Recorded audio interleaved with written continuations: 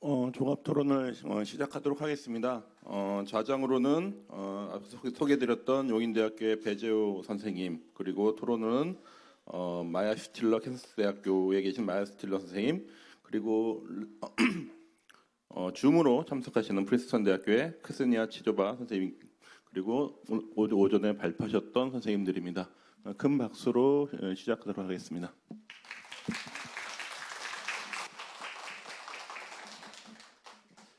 예, 배재호입니다. 반갑습니다. 우선 다시 한번 발표자 소개를 하겠습니다. 발표 순서대로 신광희 선생님, 예, 정명희 선생님, 안보현 선생님, 정다희 선생님, 예, 그리고 오늘 또 토론자로 지금 캔사스 대학의 미술사학과에 한국미술사 가르치고 계시는 마야 슈틸러 교수님.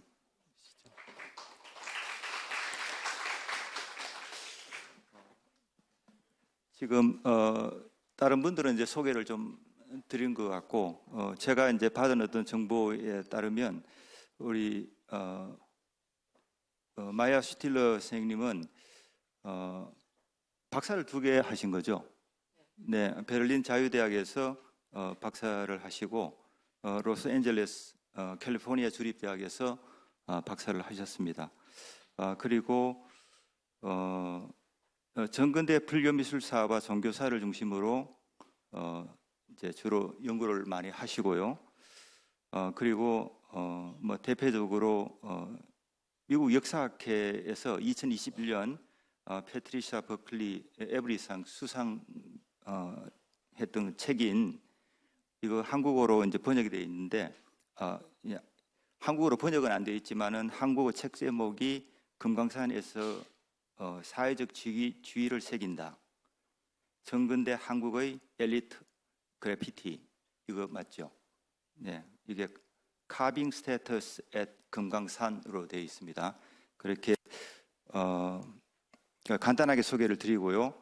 그리고 또 한 분의 그 토론자 선생님이 계시는데, 지금 화면이 어떻게 다 보고 계신가요?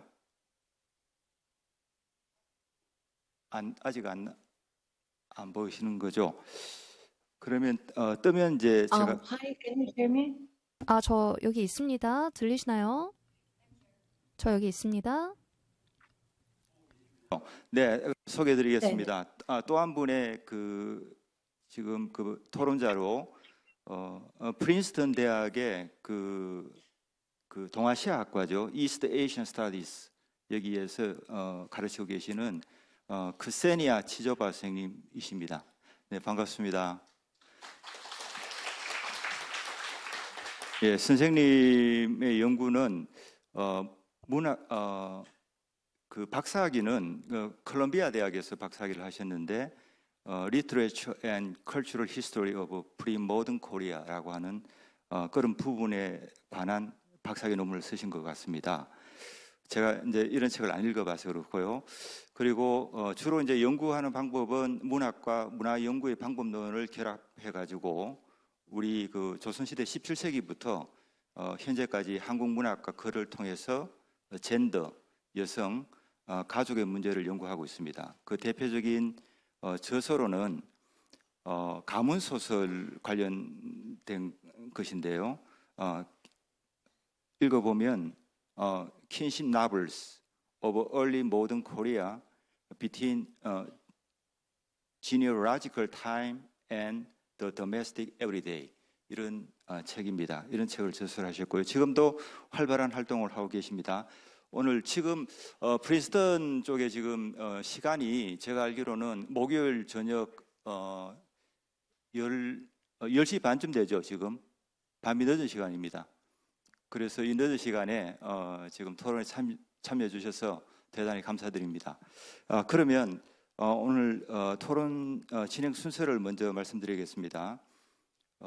우선 세션 1과 세션 2의 토론자의 어떤 질의를 듣고 그리고 이제 세션 1 질의를 먼저 하고 그리고 발표자의 어떤 그 대답을 듣고 그다음에 세션 2의 지정 토론을 듣고 그다음에 세션 2의 발표자들이 대답하는 것으로 하겠습니다. 그리고 이제 시간이 좀 남으면 지금 그 온라인상에 지금 그 학회를 참여하시는 분이 계세요. 그래서 그분들의 어떤 질문이 있으면 질문을 좀 받아보고 외국에서 이제 사실 우리 이제 플로어에서 먼저 저희가 이제 질문을 받으면 좋은데 외국 학자들이 만약에 질문이 있다면 그들이 한국 불교 미술에 대해서 어떻게 생각하고 있는지 궁금하잖아요. 저만 궁금합니까? 다 궁금할 것 같아요. 그래서 그분들한테 우선 그 기회를 드리고 그 다음에 시간이 되면 우리 플로어에서 한번 질문을 받아보고 그래도 혹시 시간이 남으면 사장으로서 제가 또 이야기를 좀 하려고 합니다. 네, 그러면 토론을 시작하겠습니다. 우선 마이아 스틸러 교수님.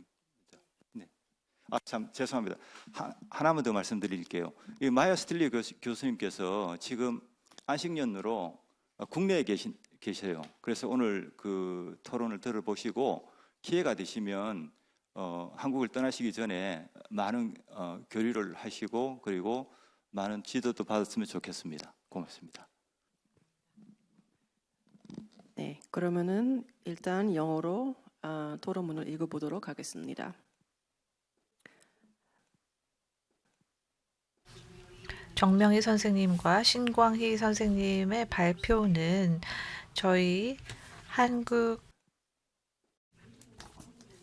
한국미술과 젠더 심포지엄에 있어서 굉장히 좋은 오프닝 역할을 했다라고 생각합니다. 정 선생님은 조선 전기에 감로도에 도래된 여성상과 그 의미, 그리고 신 선생님의 경우에는 조선 전기 불전도 여성의 이미지에 대해서 발표를 해주셨습니다. 신 선생님의 발표는 석가 탄생도 그리고 유성 출가도는 정희왕후 그리고 인수대비가 불사를 한 것이다라고 주장을 하고 있습니다. 그리고 조선 시대의 다양한 버전과의 비교와 분석을 했습니다. 신 선생님 같은 경우에는 다양한 궁정 내에서의 불교 활동과도 관련을 했습니다. 특히 이 불전의 출간과 관련해서도 이야기를 했습니다. 정 선생님 같은 경우에는 감로도에서의 여성상에 대한 묘사를 조금 더 깊이 들어갔습니다. 그리고 또 한국에서의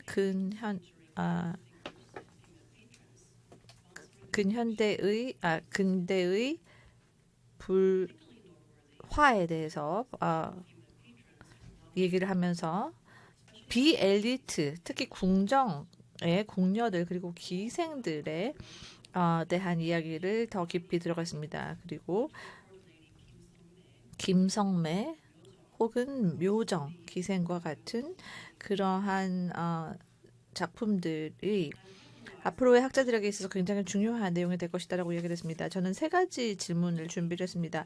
첫 번째로 그들의 연구의 시사점에 대해서 여쭤보고 싶습니다. 그리고 또한 이미지와 텍스트 간의 연결고리에 대해서 여쭤보고 싶고, 그리고 세 번째로 이 의식, 불교 의식의 기능, 그리고 공간적인 의미, 그리고 이러한 작품들의 대상이 누구였는지에 대해서 여쭤보고 싶습니다. 2개의 발표가 그 다양한 판화라든지 조각과 회화에 대해서 굉장히 상세한 설명을 해주었지만 조금 더 광범위한 관점에서 질문을 드리고 싶습니다. 신 선생님 같은 경우에는 어제비 장전에 대해서 이야기를 했고, 그 마야가 이제 첫 번째 사카모니를 쳐다보기 위해서 고개를 숙이는 것에 대해서 이야기를 했습니다. 그리고 15세기 조선에서는 이러한 사카모니 탄생에 대한 묘사가 다르다라고 이야기를 했습니다. 이렇다면은 아이콘적인 변화가 동아시아적인 맥락에서 보았을 때 어떠한 의미를 가지고 있는가요?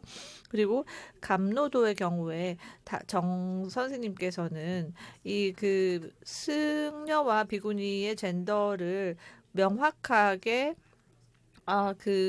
구분할 수 있다라고 했다. 그리고 이 눈썹을 가지고 승려와 비구니를 분류할 수 있다. 그리고 핑크색 피부가 있는 경우에는 비구니이다. 그리고 또 머리에 후드를 쓰고 있는 경우에 비구니다라고 했었는데 학자들의 경우에는 이들을 젊은 승려로 봐야 되는지에 질문을 하는 경우도 있습니다.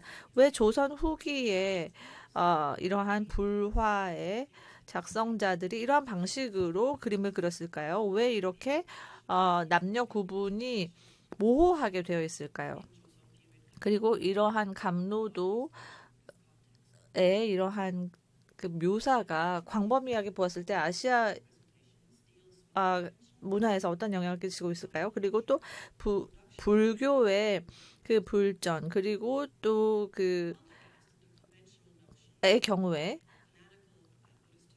불전이 이러한 아이콘적인 요소들을 내 기반을 제공해 준다라고 생각을 한 것과 달리 조금 더 광범위하게 살펴보면은 다양한 근원이나 원천을 다양하게 해석을 할 수 있다는 것을 볼 수가 있습니다. 예를 들어서 그 물과 땅의 그 불교 의식의 경우에 그 승려와 수녀 모두 참여를 했지만 남자 승려들만 표현이 되었다는 것입니다. 그렇다면 이러한 실제와 이미지 간의 그 차이를 어떻게 설명할 수 있을까요? 이러한 실제와 이미지의 차이는 또한 다른 곳에서도 찾아볼 수가 있습니다.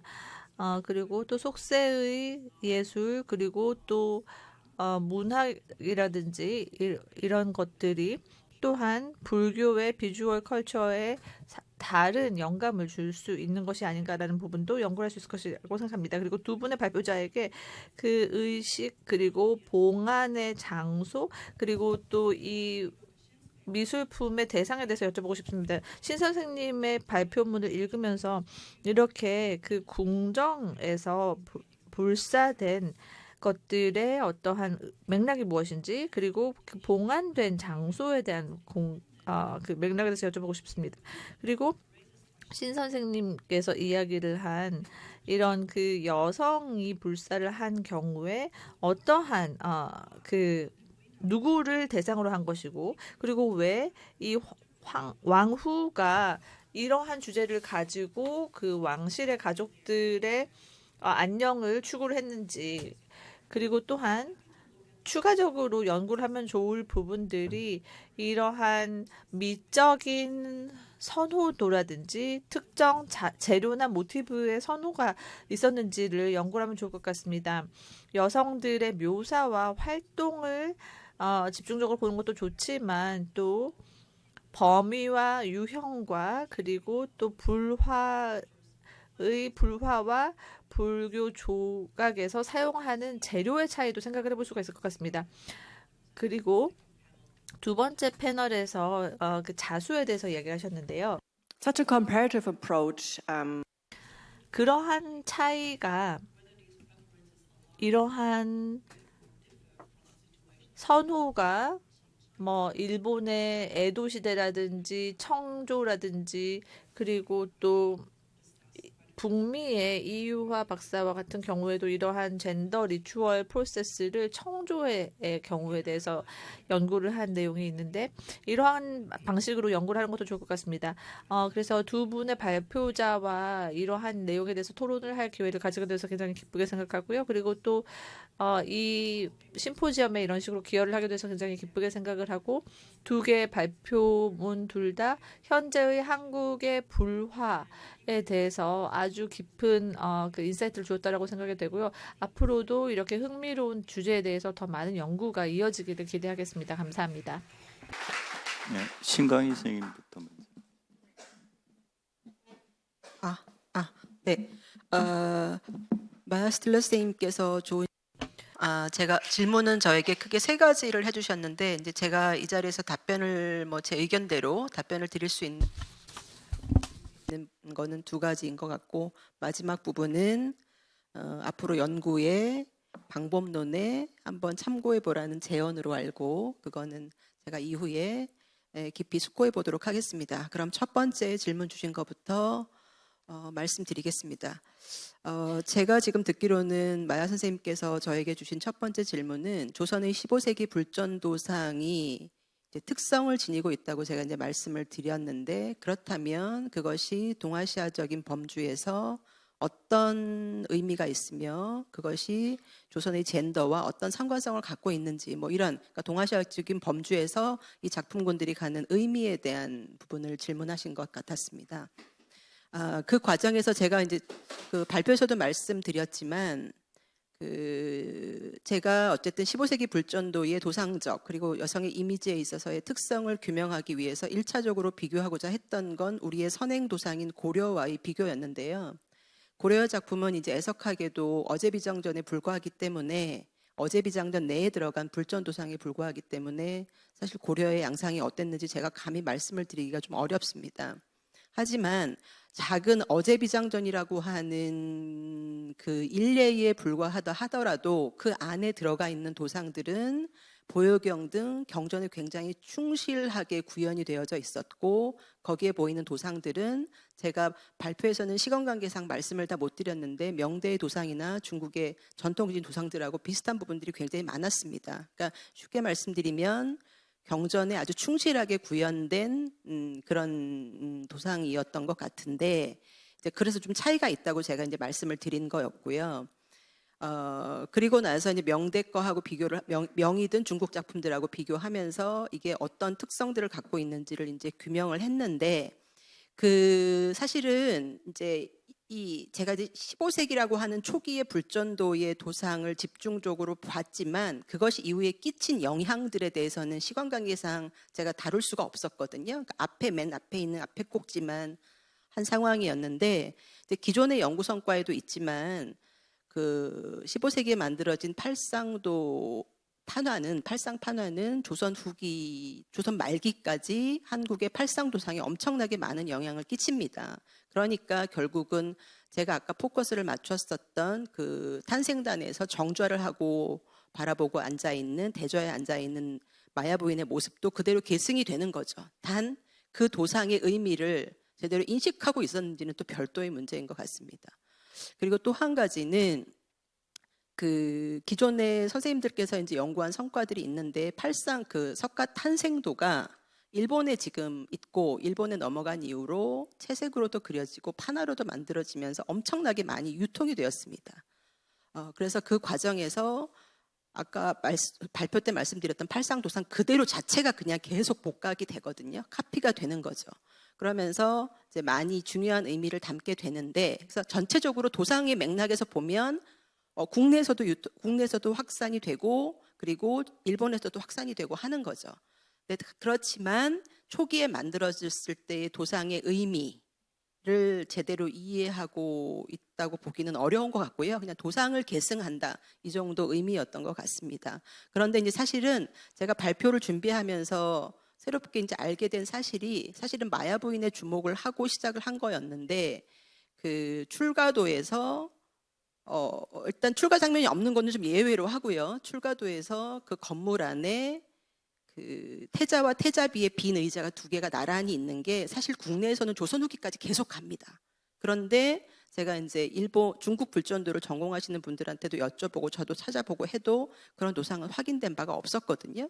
그러니까 결과적으로 한국의 불전도, 특히 조선시대 불전도가 갖는 도상적 특징은 결과적으로는 분명히 존재하는 것 같고, 그것을 이제 앞으로 제가 향후 연구를 통해서 어떻게 동아시아적인 범주에서 다루고 그거를 많은 사람들에게 이제 알리고 의미를 부여할 수 있을지는 이제 뭐 추후의 문제인 것 같습니다. 근데 결과적으로는 동아시아의 불전도상에 어느 정도 영향을 끼쳤다라고 볼 수 있을 것 같습니다. 그래서 이 정도 말씀드리고요. 시간 관계에서 나머지 부분은 제가 나중에 논문을 쓰면서 구체적으로 보완하도록 하겠습니다. 두 번째 말씀은 아마도 발표에서 다룬 채색 2점, 그러니까 탄생도하고 출가도인데요. 이제 이걸 제가 사실은 팔성도라고 딱 규정을 해버리면 15세기 팔상도라고 해도 됐거든요. 사실은 발표에서 2점이 있고, 그리고 이제 팔상도 중에 일부였을 가능성이 있지만 제가 그걸 단언할 수가 없어서 그냥 큰 틀에서 불전도라고 다뤘었는데 이제 그 그림들, 그러니까 어쩌면 팔상도였을지도 모르는 그 8점의 그림이 어디에서 봉안되고 어떤 용도로 활용이 되었을 것인가에 대한 질문을 주셨던 것 같습니다.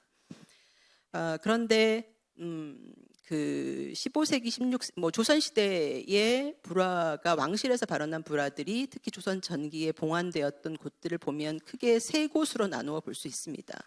궁궐 내에 있는 불당이 4불당이 있고 궁궐 바로 밖에 있으면서 선왕들을 추모하고 추도하고 본인들의 거주지로도 썼던 인수궁, 자수궁 등의 그 선왕들의 후궁들의 거주지이자 불당들이 있었죠. 그리고 또 하나는 왕실의 후원을 받았던 소위 얘기하는 원찰들, 이 3곳으로 이제 압축해서 볼 수 있는데 제가 단정할 수는 없겠지만 제 지금 생각으로는 이 그림의 경우는 궁궐 내 4불당에 있지 않았을까 생각이 듭니다. 왜냐하면 이 불화를 발언했던 발언 주체가 제가 추정하는 주체가 당시에 정말 성종에 못지않은 버금가는 그런 권력을 갖고 있었던 정의왕후 그리고 그를 조력했던 인수대비였기 때문에 그들이 그 그림들을 선왕들의 후궁들이 있는 그곳에 두었을 것 같지는 않습니다. 지금 제 생각으로는 그리고 더욱이 이 그림의 발원 목적이 저는 개인적으로 결론적으로는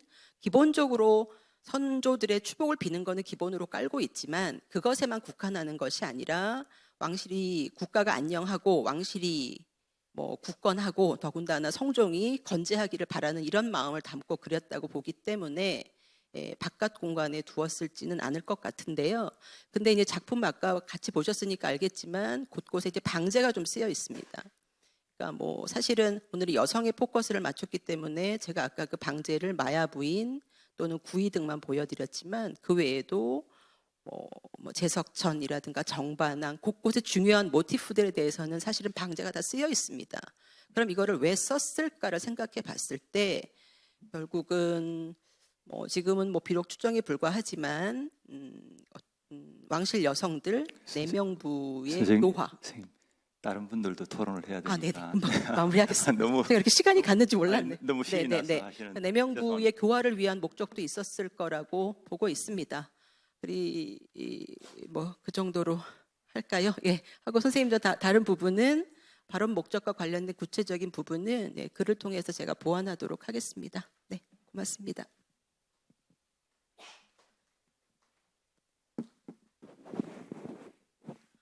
네, 이어서 말씀을 드리겠습니다. 제가 좀 놓치거나 너무 재현된 이미지에 빠져있던 부분들을 좀 더 큰 시각에서 볼 수 있는 좋은 질문을 해주셔서 감사드립니다. 답변이 충분히 되려면 연구가 좀 더 무르익어야 될 텐데 네, 현재 가지고 있는 생각 위주로 짧게 말씀을 드리도록 하겠습니다. 질문하신 내용이 우선 청중분들께서 무슨 내용인가 좀 명확히 이해가 되실지 모르겠습니다만 조금 정리해서 말씀을 드리면 이제 비구와 비구니의 묘사라는 부분에서 이렇게 조금 더 구체적으로 재현을 하다가 혹은 재현을 모호하게 하다가 아니면 존재하지만 존재하지 않는 인물인 것처럼 하는 이제 그런 변화들이 어떤 동아시아 전반에 있어서도 어떤 영향이 있느냐 이런 승단에 대한 질문이 첫 번째 있었고요. 네, 그래서 실제와 이미지 사이의 논의라고 할 수 있겠습니다. 그리고 두 번째 질문은 이제 봉안된 공간과 불화의 기능 여기에 조금 초점이 있는 질문으로 제가 이해를 했습니다. 첫 번째는 이제 두 가지 다 마찬가지입니다만 감로도라는 주제 자체가 이제 항상 걸려 있는 상설 불화로 자리 잡는 과정을 이제 불화 기능의 첫 번째로 좀 봐야 될 것 같습니다. 이 불화를 그릴 당시의 상황과 또 주문을 했던 상황과 화가가 도상을 선택하는 데 작용한 여러 요소가 있지만 항구적으로 걸려 있는 그림을 봤던 사람들이 이제 어떤 걸 원했느냐, 그걸 이제 젠더 관점에서도 저희가 논의할 수 있느냐가 될 텐데요. 이제 크게는 그렇습니다. 이런 유교적 가치와 유교적 이상 속에서 성 역할도 분명하게 구분하고 각자의 영역을 계속 사회적으로 교화하고 감개적인 역할들을 하고 있지만 실제 충돌하는 불교의 교리들이 있고요. 끊임없는 이제 시주와 새로운 제작을 이끌어내기 위한 또 교단의 입장들이 있습니다. 이제 그게 충돌하는 부분들이 감로도 도상에 재현이 된다고 이해를 했습니다. 그러니까 교단이 생존하기 위해서는 어머니를 구제한 출가 사문으로서의 아들, 이 어머니와 아들이라는 구조는 계속적으로 누군가에게도 다 환영받을 수 있는 주제였고요. 거기에서 이제 모성으로서의 여성이라는 주제는 감로도 전반에 흐르고 있습니다. 그런데 이제 실제로 비군이 출가승으로서 사부대 중에 한 구성원이고 의례에서도 역할을 분명히 하고 있고 또 보셨듯이 실제 현실의 의식승 중에 법고를 치는 승려들이 특히 비구니 스님들이 계속 표현이 되거든요. 그런데 이제 그것을 모호하게 표현하고 아예 비구만으로 방제는 따르지만 재현하는 데 있어서는 비구니를 재현하는 것 자체가 더 이상 중요하지 않게 되는 중요한 모티브로 인지되지 않았던 사회 전반적인 제도적 환경이라거나 정책적인 변화 때문으로 저는 해석을 했습니다. 근데 그에 비해 사당이나 기녀나 또 궁녀들, 뭐 그런 경우의 모티브들은 시기가 흘러가면서 더 적극적으로 재현이 되거든요. 그러니까 불화가 굉장히 공공미술로서 이제 사찰에 가면 반드시 있는 공간에 있는데 어떻게 보면 조금 더 계속적인 시주를 이끌어내고 또 다음번에 의례를 지속할 수 있는 힘으로써 사람들이 좋아하고 선호하는 이미지들이 계속적으로 남게 된 것이 아닌가. 그러니까 제가 지금 말씀드리는 부분은 이제 대상화된 여성의 의미입니다. 그래서 그런 모티브들을 봤을 때 즐겁고 재밌고 어떤 유희나 연희의 기억을 불러일으키는 장면은 살아남았고요. 이제 물론 발표에서 그렇게 설명하진 않았습니다만 그거는 이제 이미지가 재현해주는 맥락이고 실제로 시주자로서 또 모연자로서 불사를 기획했던 입장은 또 다른 층위가 존재하는 것 같습니다. 아직까지는 이제 그런 층위에 대한 연구가 저희가 본격화되지는 않았습니다만 이제 장르를 넘어서 또 주제를 넘어서 그 실제로 존재했던 계층별 여성 후원이라는 부분들은 좀 더 구체적으로 연구를 보완하는 쪽으로 지적해 주신 질문의 방향들을 제가 수용하도록 하겠습니다. 좀 시간을 짧게 해달라고 하셔서 이 정도로 답변 드리고 부족한 부분은 논문에서 또 보완하도록 하겠습니다. 네, 선생님 혹시 이제 다시 이제 여쭤보고 싶은 게 있으면 두 번째 토론 지정 토론이 끝난 다음에 시간이 있으면 그때 말씀해 주시는 걸로 하겠습니다. 그러면 두 번째 세션의 그 지정 토론을 하겠습니다. 크세니아 지조화 교수님, 네, 부탁드리겠습니다. Thank you very much. I hope everyone can hear. 네, 소개 말씀 감사드리고요. 모두 잘 들리시는지요? 뭔가 저지하지 않으신다면은 잘 들리시는 줄 알고 읽어가도록 하겠습니다. Okay. I'm very.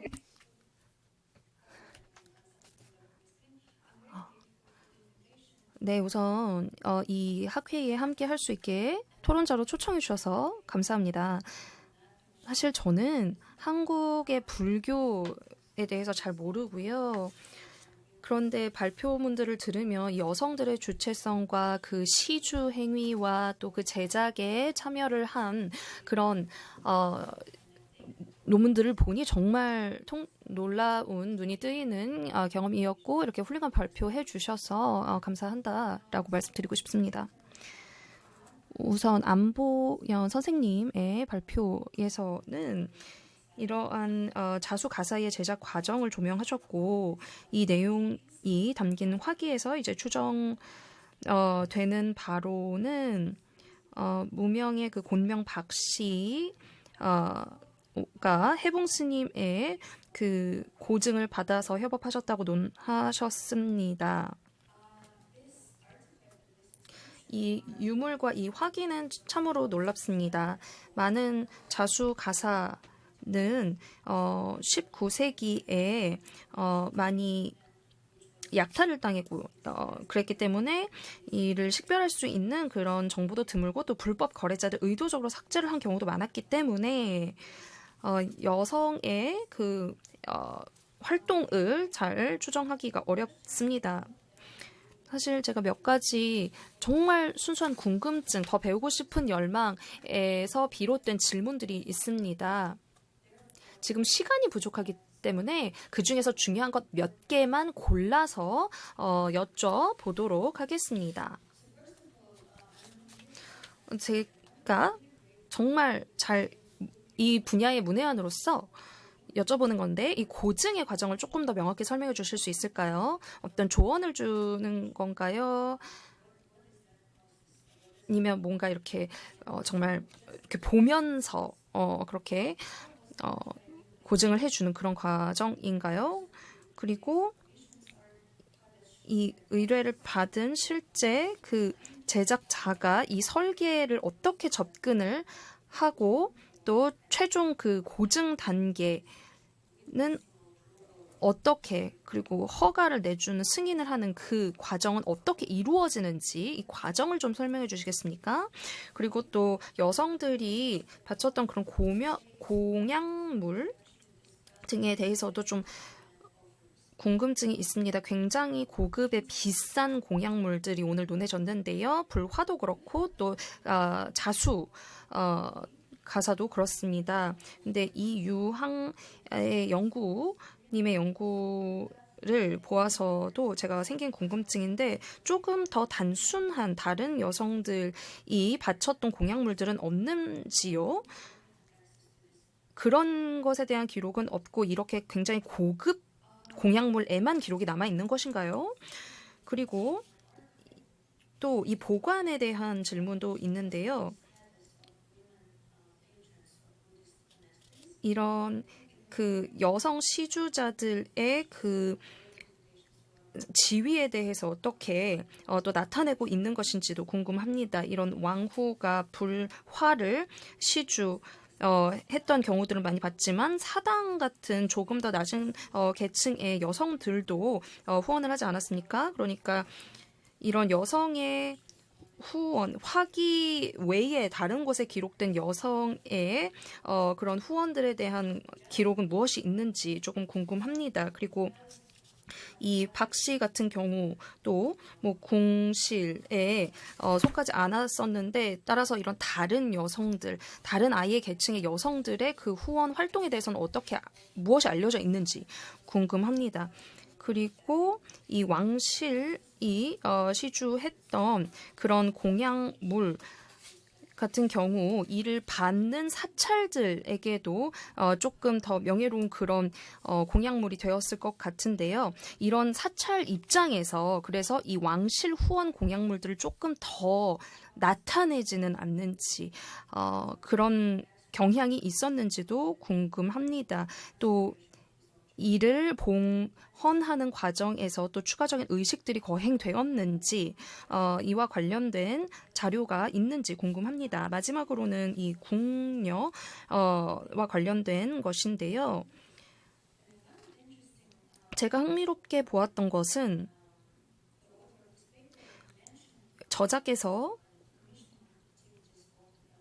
이 궁녀들의 시주 활동에 대해 말씀해 주셨고 공약물을 통해서 가족을 대신해서 공덕을 쌓는다고 말씀을 주셨습니다.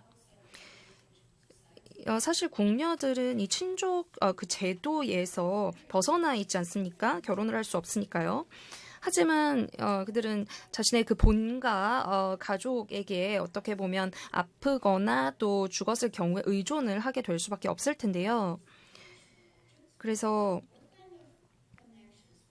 어떤 그 화기가 그들이 시주한 뭐 공약물에 대해 의 경우에 그 화기에 어떤 가족 일원들이 새겨져 있는지 명시되어 있는지요. 부모 더 넘어서서 친척들의 이름도 있는지 그리고 이런 화기를 통해서 이 궁녀들이 자신의 그 친족과의 관계를 어떻게 바라보는지 좀 알고 싶습니다. 여기까지 하고 발표 감사드리고 다음 발표로 넘어가도록 하겠습니다. 정다희 선생님의 발표 같은 경우에는 좀 다른 매체로 그런 표현된 그런 불교 자수에 초점을 맞춥니다. 공약물로서요. 이런 발표에서 다루어진 것은 그 자수 직물을 그린 불화인 가사탱을 다루어 주셨습니다. 누가 시주자인지 명시되어 있지는 않지만 순비 엄씨였다라고 논하십니다. 또한 발표자께서는 이 가사탱은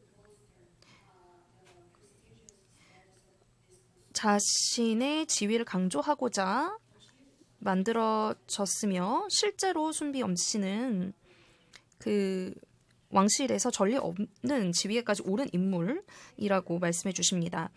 이 논문에서 자수 대신 불화를 채택을 한 매체의 전화는 아마도 수반 궁녀의 인력 부족이었을 거다라고 추정하십니다. 그래서 세 가지 질문이 궁금증에 비롯한 질문이 있습니다. 조금 더 자세히 왕실 여성의 권력 강화와 불교 미술의 그 연관성을 설명해 주실 수 있을까 궁금합니다. 이 14세기, 15세기 왕후에게서 불화를 이렇게 시주를 하신 것이 여성의 그 행위자성을 보여주는데요. 지금 20세기 초의 이 경우에는 이제 그 자수 직무를 불화로 도해한 것을 보여주셨는데 이런 경우가 또 다른 왕실 여성의 시주 활동의 기록들과 비교했을 때 어떤 점이 있는지 궁금합니다. 또한 20세기 초반에 불교 미술을 통해서 어떻게 자기 표현을 했는지 또 흥미로웠습니다. 이 사찰이 일종의 공공 장소로서 좀 자기 표현을 하는 공간이었나요? 그렇다면 이러한 자기 표현의 대상은 누구였는지요? 이런 순비 엄씨가 후원한 불화를 보여주고자 한 청중은 누구였는지요? 그리고 어떻게 하면 이런 좀 은밀한 그런 공약물이 조금 더 공개적으로 자신의 지위를 나타내는 그런 정치적인 자본이 되었는지 궁금합니다. 또한 두 번째 질문은 이 순비 엄씨가 좀 이상적인 그런 여성적 부덕을 구현하고자 그 여성성과 연관된 자수를 표현했다라고 하는데 사실 이게 진짜 자수는 아니고 자신이 직접 만든 자수도 아니지 않습니까? 그래서 이 자수를 표현한 작품을 통해서 어떻게 순비 엄씨가 여성성을 주장할 수 있었을까요? 간단히 말하면 조금 그 절제력을 또 나타낸 것일까요? 14세기, 15세기의 불화를 시주하는 것에 비하면 그보다는 조금 더 자제된 그런 공약물로도 보여서 이 여성성이 어떻게 좀 소실되지는 않았는지 오히려 그냥 당대에 이 여성들의 그 공약물 처럼 자신도 그냥 그렇게 따른 것은 아닌지 궁금합니다. 그리고 또 다른 질문은 기록에서 유추해 보았을 때 이 한국 여성들의 경우를 보았을 때 이 공약물들과 여성의 신체의 형상화 간의 연관성이 궁금합니다. 유황리님은 이 여성이 자신의 그 신체를 표현하는 그런 관인에 대해서 말씀을 하셨는데 조금 더 이 신체 형상화를 하는 그런 여성이 시주를 한 공약물이 있었는지 자신이 직접 이를 만들어야 공덕을 더 쌓을 수 있다고 간주되었는지 혹은 이렇게 자신의 노동의 결과물을 사찰에 공개적으로 전시를 하는 것이 조금 그 여성성을 고려해 봤을 때 부적절한 것으로 여겨졌는지 궁금합니다. 여기까지 질문을 마치겠고요. 조금 제가 궁금증에 비롯한 질문들을 너무 드려서 죄송하면서도 대답을 기대하겠습니다. 원래 토론문에 질문했던 내용보다는 이제 한 서너 가지를 줄인 것 같습니다. 질문을. 그래서 시간을 고려하셔가지고 그 부분에 대해서 감사하게 생각합니다. 우선 안보현 선생님께서 먼저 그 선생님께서 질의하신 내용에 대해서 답변해 주시기 바랍니다. 먼저 치조바 교수님의 귀한 질문 감사드립니다. 저한테 모두 총 6개의 질문을 주셨는데요. 저도 이제 미술사가 전공이 아니다 보니까 제가 지금 해석하는 질문의 내용이 맞는지 여러 번 들여다봤던 것 같습니다. 제가 답변 드릴 수 있는 만큼 최선을 다해서 답을 드리겠습니다. 먼저 첫 번째 질문에 대해서 답변을 드립니다. 불화 조성 시의 증명의 구체적인 과정에 대해서 물으셨는데요. 저 역시 이 부분에 대해서 조금 상세히 지금 연구를 진행 중에 있고, 지금 현재까지 제가 확인할 수 있었던 거는 불화 화기를 봤을 때 증명이 연화질에 항상 이제 첫 번째 기록이 되고, 종종 뭐 대선사, 증명 대선사 누구누구, 뭐 증사 누구누구 이렇게 되어 있고, 또 같은 사람이다 하더라도 좀 시기가 앞선 경우에는 증명의 아래쪽 부분에 또 이제 또 시간이 지나서 조금 더 이제 높아졌을 경우에는 또 이제 맨 앞줄에 등장하는 것을 봤을 때 이 증명이나 증사라고 하는 것은 책임뿐만 아니라 좀 덕망이 높은 선사가 맡았던 것으로 이제 생각을 합니다. 근데 이제 제가 이제 사실은 이 보무 자수 가사에 집중해서 자료를 찾고 유물을 들여다 보니까 이제 해봉의 입정 연도와 사실 고증이라고 하는 게 시기적인 차이가 있습니다. 이제 그 부분을 어떻게 연결을 해야 가장 좀 타당성 있는 결론을 얻을 수 있지 않나 고민을 많이 했는데요.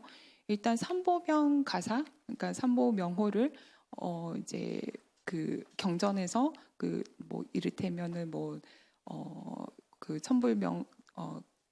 천불명호가 있는 그런 이제 수많은 이제 경전들이 있는데 거기에서 그 불이나 보살의 이름을 해석하고 그 중에서 이제 25개씩 뭐 부처님 25분, 그리고 이제 보살 50분, 그리고 이제 경전 순서, 그리고 이제 존자 순서까지 그거를 이제 사전에 엄청난 불교 철학에 대해서나 이제 공부가 필요했을 것 같고요. 그리고 사실 이게 이제 워낙 기존에 이제 불화 초본이나 계속 답습되던 거는 아니었기 때문에 이 삼보명 가사라고 하는 이제 획기적인 이 테마를 가지고 하는데 이제 과연 입적 전에 있었던 것을 과연 이제 다른 분들이 전승을 해서 이제 19세기 후반에 제작되지 않았을까. 그래서 이제 입적을 했더라도 해붕의 그 조남을 빼지 못했지 않았을까라는 이제 그런 추측을 해봤습니다. 그리고 이제 두 번째 질문은 왕실 여성들의 발언품 기록에 대한 질문인데요. 아까 이제 발표 중에도 말씀드렸는데, 그러니까 이제 여성 시주자들이 할 수 있는 그 이제 소규모의 불교 자수품 중에는 뭐 간단히는 복장랑 그리고 이제 불번이 가장 많고요. 근데 사실 이게 이제 직물로 되어 있다 보니까 최근까지도 이제 그러니까 소위 이제 미적으로 좀 수가 뭐 특이하다거나 상태가 좋다는 거 위주로 전시나 뭐 도록에 들어가 있기 때문에 많은 사례가 보고가 안 되어 있었습니다. 그리고 이제 대부분 도록 같은 경우에도 복장랑이나 불번이 안면 사진만 실려 있고 실제 묵서가 남아 있는 부분은 뒷면이라서 사실은 저 보무 자수가사의 그 화기를 연구하기 위해서 사전 작업으로 이제 복장랑의 이제 묵서들을 살펴보게 됐었거든요. 근데 이제 실제 지금까지도 몇몇 건을 제외하고는 묵서나 발언 기록이 정확히 이렇게 보고된 사례가 없어서 하나하나 이제 찾아봤던 것 같습니다. 근데 이제 아까도 말씀드렸지만 이게 이제 정확히 이 엘리트층이었다라기보다는 어쨌건 중인이건 사대부건 왕실 여성이었건 간에 분명한 재력가였음은 분명했던 것 같습니다. 그리고 이제 그 하나의 사례를 저는 소개드리고 싶은데요. 그 이제 대정 8년에 제작된 연화 복장랑이 있어요. 이제 두 개가 이제 보통 이제 쌍으로 걸기 때문에 두 개가 이제 한 세트가 되는데 하나는 주지 벽봉이라고 되어 있고 또 하나는 이제 하나는 이제 주지 벽봉, 하나는 화주 벽봉이라고 되어 있어요. 그래서 이제 주지인 벽봉 스님 의뢰를 하고 궁녀 출신의 여성 불자가 복장등을 제작했을 것 같다라는 생각이 들었습니다. 그러니까 이 경우에는 시주자와 제작자가 명확히 이제 구분되는 경우였고요. 그리고 이제 불화 화기는 뭐 근대까지도 계속 한자로 나타나는데 복장낭이나 불번, 불방석 등은 뭐 재료적으로 뭐 직물이나 자수품으로 이제 구성이 되어 있고요. 대체로 한글 묵서로 되어 있습니다.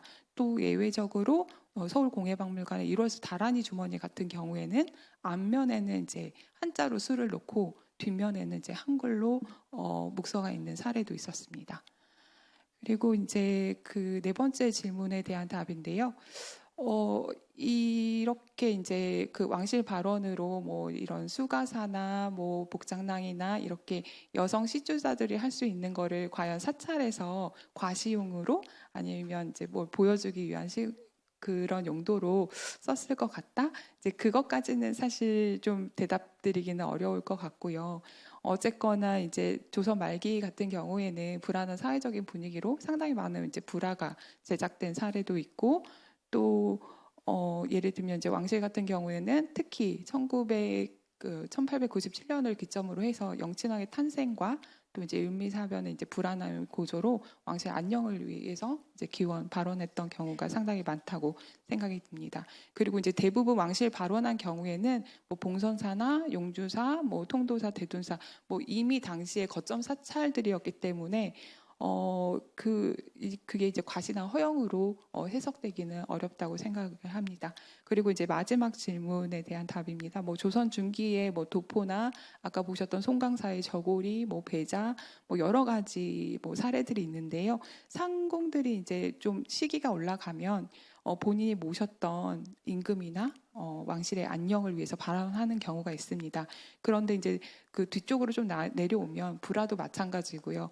망부, 망모, 뭐 망사, 그리고 이제 돌아가신 본인이 모셨던 상궁, 그리고 또 이제 돌아가신 분뿐만 아니라 생형과 같이 이제 왕실의 안녕에서 벗어나 개인이나 동료, 가족의 극락왕색, 뭐 대부분 극락지 대원이라고 써 있거든요. 그래서 이렇게 20세기 초반까지 이제 개인의 안녕을 발언하는 그 경향이 계속 지속이 됩니다. 이 치조바 선생님이 이제 지적하신 것처럼 병이나 뭐 죽음의 의지를 해야 했기 때문에 발언의 대상이 더 이상 군주가 아니고 뭐 살아계시거나 돌아가신 부모님의 부모나 형제, 그리고 이제 망상군과 같이 구체적이고 이제 현실적인 대상으로 대체되었다고 봅니다. 그리고 이제 뭐 그 청룡사 가사도가 봉안됐던 그 항리마회 같은 경우에는 그 근처에 상궁 부도탑이 있습니다. 궁 밖에 나온 많은 상궁들이 거처했다고 하고요. 친족 간의 연락 체계는 뭐 유지할 수 있었겠지만 같이 살거나 친족 강화를 유지하기 위한 별도의 장소는 없었던 것으로 이제 생각이 됩니다. 그리고 이제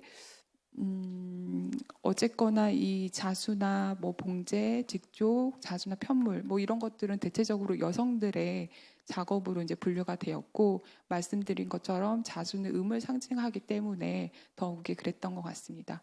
그렇다고 해서 뭐 그러니까 이런 수가사의 제작, 뭐 수불의 제작 이런 전승 배경을 살펴보면 그렇다고 여성만 참여했던 것은 아니었습니다. 뭐 중국의 경우에 당대부터 남녀노소를 막론하고 수불의 제작이 성행을 했었고 또 그 이유에 대해서는 자수가 어떤 매체보다 자수를 한 땀 한 땀 수를 놓으면서 마음을 담을 수 있는 그 대상물, 물질문화 그런 아이템이었기 때문에 성행을 했던 것 같습니다.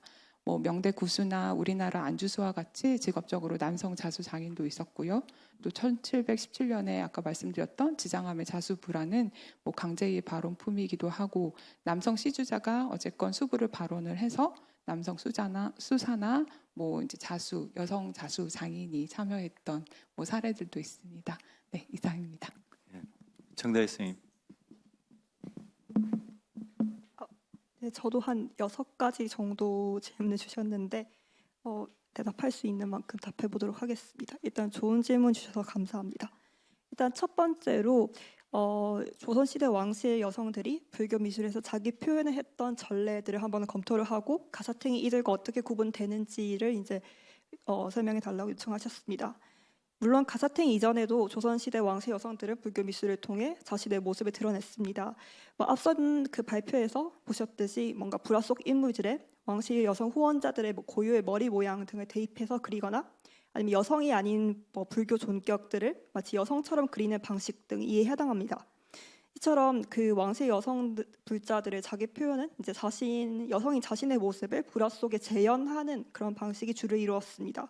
근데 가사탱은 보시다시피 어떤 엄씨라는 개인의 모습을 가사라는 어떤 물건으로 대유를 했다는 점이 이전의 전통과 구분된다고 생각합니다. 이거는 어떤 물건을 소유함으로써 아니면 어떤 물건의 어떤 이미지를 전시함으로써 자신의 취향이나 아니면 정체성을 표현할 수 있다라는 생각에 바탕을 둔 것으로 보입니다. 대표적인 사례로 조선 후기에 유행한 책가도가 이러한 어떤 시각 문화에 해당한다고 생각하는데요. 이처럼 가사탱이 제작된 조선 말기는 이제 이전과는 달리 물건의 이미지로 자신을 표현하는 시각 문화가 발달했고 이로 인해 가사탱이 이전의 어떤 왕실 불교 미술의 자기 표현과는 다른 양상이 나타난다고 생각합니다. 그 다음으로 이제 가사탱의 감상자에 대해서 말해보겠습니다.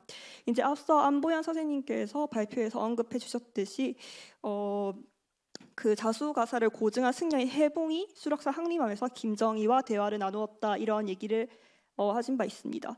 이처럼 그 조선 시대에 꼭 수락산이 아니라 그 수락산을 비롯한 한양 외곽의 산들이 어떤 사대부 남성들이 유람하던 문화공간이라는 점을 상기할 필요가 있을 것 같습니다. 이처럼 이제 추사를 비롯한 사대부들은 그런 수락산을 유람하고 그다음에 산속 사찰을 방문해서 승려들과 이야기를 나누기도 하고 그랬을 것입니다. 이 사대부들은 자수가 여성의 부덕과 관련된다라는 사실을 이제 집안에서부터 잘 인지하고 있었으며 이제 엄씨가 이제 주도한 상소위에서 보듯이 이제 정치적인 여론을 형성하는 주된 인물들이기도 했습니다. 이처럼 엄씨는 이제 수락산을 드나드는 사대부들을 이제 그 감상 대상으로 고려했을 것 같습니다. 그 외에도 이제 방금 이제 상궁 부도에 대해서 이야기가 나왔는데 이제 상궁들을 비롯한 왕실 여성들도 가사탱의 감상자였을 것으로 생각됩니다. 이제 항림함의 이제 상궁 부도라는 예를 통해서 보듯이 이제 왕실 여성들이 드나들었고 옆에 있는 흥국사도 굉장히 이제 상궁들이나 왕실 여성들이 많이 드나들던 장소라고 합니다. 이처럼 그 왕실 여성들은 사대부들처럼 상소를 올리지는 않지만 분명 권내의 여론을 구성하는 인물들이었습니다. 엄씨는 이처럼 이제 자신에 대해서 평가를 남길 여지가 있는 권 안팎의 이들을 감상자로 상정하고 이제 가사탱이라는 어떤 이미지를 전시하고자 했던 것 같습니다. 다음은 이제 가사탱이 실제 자수가 아니라 자수를 모사한 그림인데 이것이 어떻게 엄씨의 부덕을 전시하는 문제와 연결될 수 있느냐에 대한 답을 해보겠습니다. 이를 위해 먼저 엄씨가 발언한 다른 불화의 장례들도 함께 검토할 필요가 있습니다. 엄씨는 이제 약 20건 정도 되는 불화를 발언하는데 이제 가사탱을 제외한 다른 불화들은 개불이나 신중도, 감로도 등 어떤 엄씨의 여성성과는 그렇게 연결점이 보이지 않는 일반적으로 시주를 많이 하는 불화들입니다. 그래서 이 가사탱은 엄씨의 불사 중에서도 굉장히 이례적인 사례라고 볼 수 있고, 그래서 엄씨가 이러한 좀 이례적인 이미지를 선택한 것 자체가 어떤 자신의 여성성과 관련된 이미지를 어떤 의도를 했다라고 보는 것이 좀 더 맞다고 생각했습니다. 물론 이때 가사탱은 그림이기 때문에 이제 엄씨의 자수 기술을 실제로 보여주지는 않습니다. 하지만은 이제 조선 후기에 자수가 부덕을 상징하는 일종의 기호로 정착되었다는 점을 고려해 볼 때 어떤 자수의 이미지를 재현한 가사탱 역시 1902년 당시 엄씨가 표방하려고 했던, 그러니까 부덕이 있는 고위 여성을 이제 상징하는 이미지로서 이제 적합하게 기능했을 것이라고 생각했습니다. 다음은 이제 그 유학리 선생님 연구에서 이제 보이는 어떤 여성의 신체 그리고 신체를 통한 수행과 이제 불교 미술이 어떤 연결점을 가지고 있는가, 그리고 그것이 이제 저의 어떤 발표와 어떤 연관점이 있는가에 대한 이제 질문들을 나누어서 설명해 보도록 하겠습니다. 이제 가사탱의 경우 이제 유학리 선생님의 연구에 등장하는 작품들과 달리 어떤 여성의 신체를 통한 노동 그리고 수행과 직접적으로 관련이 있지는 않습니다. 기본적으로 가사탱은 이제 불화를 제작하던 남성 화생들에 의해 제작되었기 때문입니다. 그 다음으로 이제 그렇다면 이제 직접 자수를 자신의 손으로 제작하는 것이 더욱 공덕이 있는 것으로 받아들여졌을까라는 질문에도 답을 하겠습니다. 이 질문에 저는 꼭 그렇지는 않다라고 생각합니다. 이제 조선시대 기록을 보면 이제 비빈과 같은 왕실 여성들이 이제 수불과 같은 대형 불교 자수를 조성했다라는 기록을 볼 수 있습니다. 그러나 이들이 실제로 자수에 참여했을 가능성은 비교적 적다고 생각합니다. 이제 실제로 이제 자수의 숙련대 궁녀들이 주로 작업을 담당하고 이제 고위 이제 비빈들 같은 경우는 자수를 놓더라도 이제 극히 일부분을 놓았을 가능성이 큽니다. 그러나 이런 경우에 이제 고위 왕실 여성들이 이제 자신이 직접 수를 놓지 않았다, 혹은 적게 놓았다는 것 때문에 이제 자신이 그 직접 일을 많이 하는 자수 노동자들보다 더 적은 공덕을 가져간다고는 결코 생각하지 않았을 것입니다. 왜냐하면 그 노동력과 그리고 심지어 그 재료에 상응하는 값을 자신들을 냈기 때문입니다. 이처럼 이제 고위 왕실 여성들이 발언한 이런 대규모 불교 자수는 뭔가 자신이 직접 제작하지 않았다 하더라도 어떤 그런 자수에 들어가는 고급 재료들, 그리고 오랜 기간 숙련대의 노동력을 끌어다 쓸 수 있는 어떤 부와 권세를 드러내는 공약물이었을 거고, 그리고 이 발언으로 인한 공덕 역시 상당하다고 생각했을 것 같습니다. 이처럼 불교 자수의 조성 과정에서 직접 수를 놓는 것은 어떤 높은 공덕을 보장하는 여러 조건 중 하나일 뿐이라고 생각합니다. 마지막으로 이제 조선시대 여성들이 이렇게 가사탱이나 자수 가사에서 보이듯이 어떤 이런 자수 작품, 그리고 자수 작품이 이제 어떤 가정이라는 범위를 넘어서 어떤 공적인 공간에서 알려지면은 이게 과연 부적절한 것 아닌가라는 질문에도 답해 보도록 하겠습니다. 제가 앞에서 PPT에서 잠시 보인 것처럼 조선시대 사대부가에서는 이제 부인들이 이제 집안에 내려오는 글을 자수 그림으로 보장하는 수첩 제작의 전통이 있었습니다. 이러한 수첩은 집안의 남성들을 물론이고 다른 가문의 사대부, 그리고 심지어 왕까지도 감상하고 이에 대한 제발 등을 남겼습니다. 이제 이러한 제발에서 칭송된 사대부 여성의 부덕은 결국 이제 이 가문의 위상을 높이는 것과 직결된 문제였습니다. 이 때문에 수첩에서 드러나는 그들의 자수 솜씨는 더 많은 사람들에게 감상되고 그리고 승인을 받아야 하는 영역이었습니다.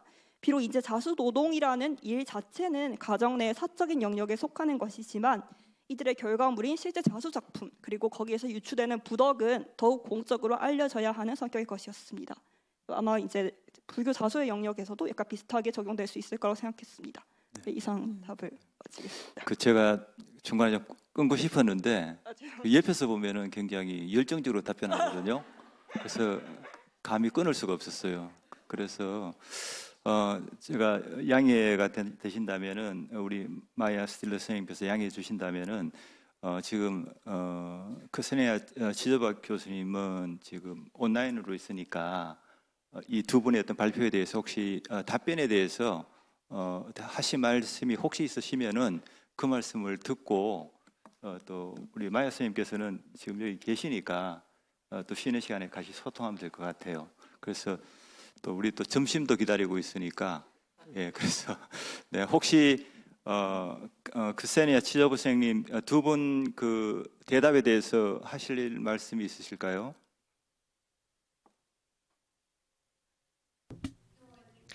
아닙니다. 예, 괜찮습니다. 그러면 좀 궁금증도 있으실 거고 그렇지만은 혹시 또 이제 온라인상에서도 질문도 있을 거라고 예상됩니다만은 주최 측에서 온라인상에 어떤 질문은 좀 취합을 해서 발표하시는 선생님께 그 내용을 전달해 주시면 논문의 완성도를 높이는 데 굉장히 도움이 될 거라고 생각이 되고요. 그리고 또 플로어에 계시는 선생님들이 질문하실 게 있으면 또 쉬는 시간에 같이 소통하시면서 직접적으로 질문해 주시면 고맙겠습니다.